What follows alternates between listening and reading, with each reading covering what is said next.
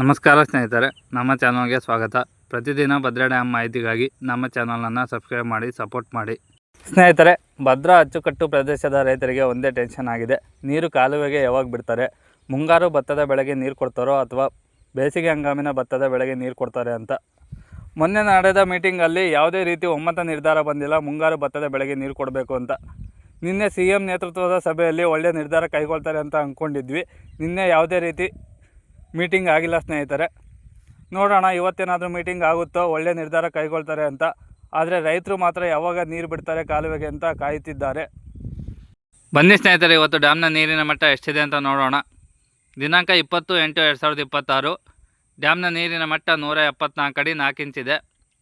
ಇನ್ನು storage capacity ವಿಷಯಕ್ಕೆ ಬಂದರೆ ಇವತ್ತು ಡ್ಯಾಮಲ್ಲಿ 57 TMC ನೀರು ಸಂಗ್ರಹವಾಗಿದೆ. ಸ್ನೇಹಿತರೆ, ಕಳೆದ ವರ್ಷ ಇದೇ ದಿನಕ್ಕೆ ಹೋಲಿಸಿದರೆ 69 TMC ನೀರು ಸಂಗ್ರಹವಾಗಿತ್ತು ಡ್ಯಾಮಲ್ಲಿ. ಅದಕ್ಕೋಸ್ಕರನೇ ಮುಂಗಾರು ಭತ್ತದ ಬೆಳೆಗೆ ಬೇಗನೆ ನೀರು ಕಾಲುವೆಗೆ ಕೊಟ್ಟಿದ್ದರು. ಜುಲೈ ಅಂತಿಮ ದಿನಗಳಲ್ಲೇ ಡ್ಯಾಮ್ ತುಂಬಿ ಹೋಗಿತ್ತು. ಇವತ್ತು ಆಗಸ್ಟ್ 20, ಆದರೂ ಕೇವಲ ಡ್ಯಾಮಲ್ಲಿ 57 TMC ನೀರು ಸಂಗ್ರಹವಾಗಿದೆ. ಸ್ನೇಹಿತರೆ, ಇನ್ನು ಒಳಹರಿವು ವಿಷಯಕ್ಕೆ ಬಂದರೆ 4533 ಕ್ಯೂಸೆಕ್ಸ್ ನೀರು ಒಳಹರಿವು ಬರ್ತಿದೆ. ಭದ್ರಾ ಡ್ಯಾಮ್ನ ಒಳಹರಿವು 6 ಏರ್ತಿಲ್ಲ 3 ಇಳಿತಿಲ್ಲ ಅನ್ನಂಗಾಗಿದೆ ಸ್ನೇಹಿತರೆ. ಇನ್ನು ಹೊರಹರಿವು ವಿಷಯಕ್ಕೆ ಬಂದರೆ 204 ಕ್ಯೂಸೆಕ್ಸ್ ನೀರು ಹೊರಹರಿವು ಹೋಗ್ತಿದೆ. ಬಲದಂಡೆ ಮತ್ತು ಎಡದಂಡೆ ಕಾಲುವೆಗೆ ಯಾವುದೇ ರೀತಿ ನೀರು ಬಿಡ್ತಾ ಇಲ್ಲ. ಸ್ನೇಹಿತರೆ, ಕಳೆದ ವರ್ಷ ಇದೇ ದಿನಕ್ಕೆ ಹೋಲಿಸಿದೆ 184 ಅಡಿ 3 ಇಂಚ್ ಇತ್ತು ಸ್ನೇಹಿತರೆ. ಇನ್ನು ಆವಾಗ ಒಳಹರಿವು 26,638 ಕ್ಯೂಸೆಕ್ಸ್ ನೀರು ಒಳಹರಿವು ಬರ್ತಿತ್ತು. ಇವತ್ತು 4,533 ಕ್ಯೂಸೆಕ್ಸ್ ಒಳಹರಿವು ಬರ್ತಿದೆ.